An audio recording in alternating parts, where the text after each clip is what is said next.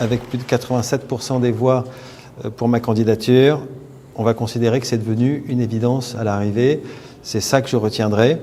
Et il faut maintenant tourner la page des divisions, les divisions entre la ville-centre et les communes autour, les divisions qui ont pu poindre entre les communes du Gard et les communes du Vaucluse. Voilà, aujourd'hui, le signal est clairement envoyé. Il n'y a pas de Gardois, il n'y a pas de Vauclusiens, il n'y a pas de grandes villes, il n'y a pas de petites villes. En tout cas, s'il y a des grandes villes et des petites villes, il n'y a pas des petits maires, il n'y a pas des grands maires.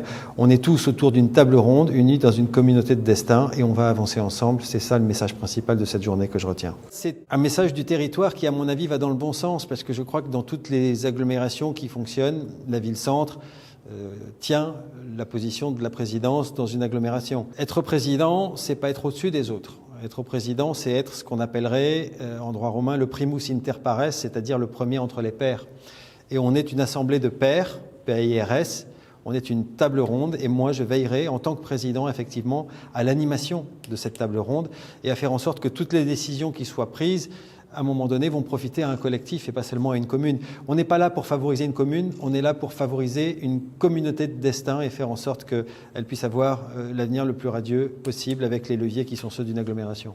Nos amis des Bouches-du-Rhône ont compris aussi et l'intérêt de cette liaison Est-Ouest. Et donc, on va pouvoir avancer même au-delà, j'allais dire, des forces qui sont celles de notre agglomération. Et ça me paraît aussi très important. La déclaration d'utilité publique court jusqu'à la fin de l'année. Et donc, effectivement, dès lundi, j'ai déjà pris quelques rendez-vous. J'attendais cette élection pour pouvoir commencer à avancer et je vais le faire sans tarder parce que je crois que c'est un enjeu absolument structurant et majeur.